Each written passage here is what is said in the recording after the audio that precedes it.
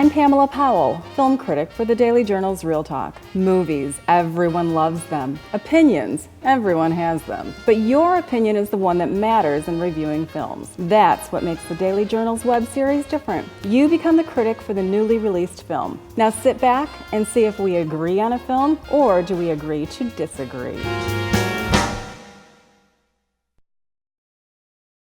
Thanks for checking out another episode of the Daily Journal's Real Talk. I'm Pamela Powell.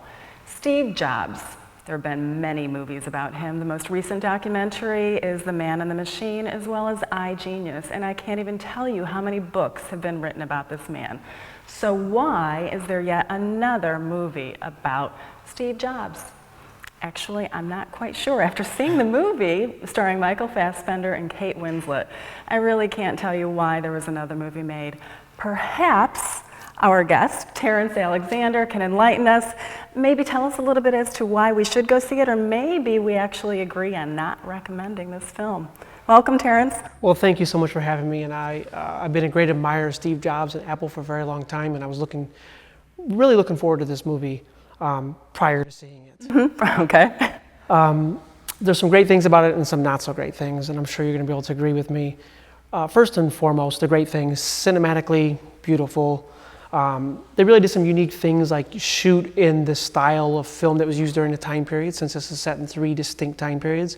So 16 millimeter for the first one, 35 millimeter for the second, and then digital for the very last act. So you could really see that quality of film on each different set, which was kind of cool, kind of brought you to that era. Right. That was the good. The acting I thought was really solid. Right. Most people, great acting.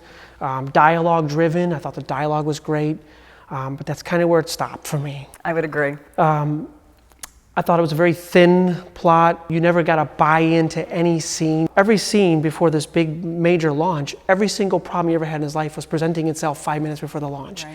And that's not realistic. That's not really what happened. So I couldn't buy into anything that was really happening. No emotional attachment to each scene. I felt like I was watching Groundhog Day, Steve Jobs style.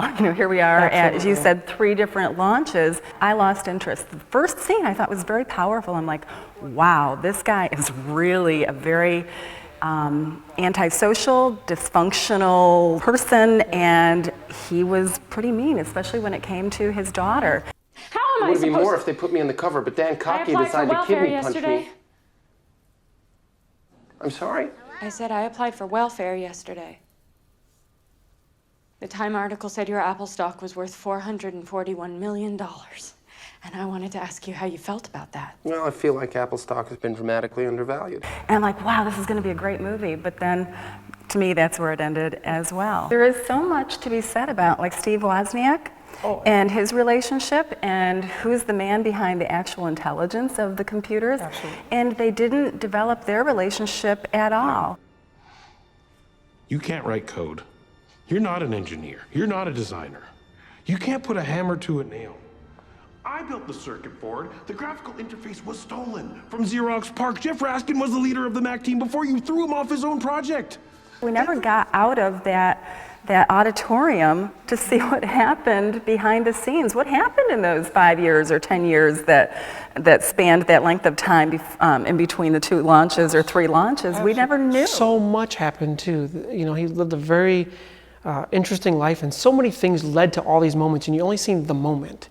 And unfortunately, you just didn't understand what that all really meant. You know, there was a lot of controversy around this film. All the people that knew Steve very well were really saying this was not a good interpretation of him.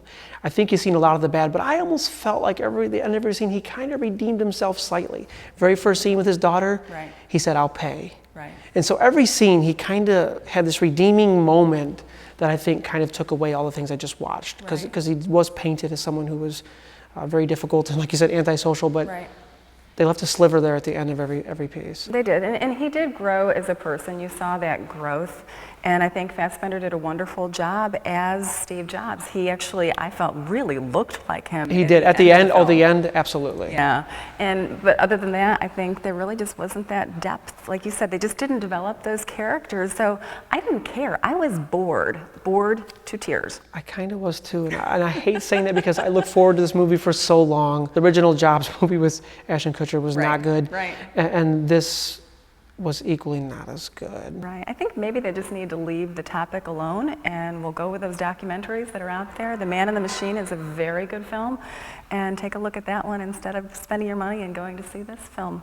I happen to agree with you. I think we agree. Well, how about that? And that's it for another Real Talk, the movie review show you can access anytime and anywhere. Remember, you can check out previous episodes as well as all my movie reviews, both big and small, at the Daily Journal's website. That's daily-journal.com. Tune in next week when Gary Moore joins me on the show to talk about the new film, Truth, starring Robert Redford. And Terrence, cheers, because that's a wrap.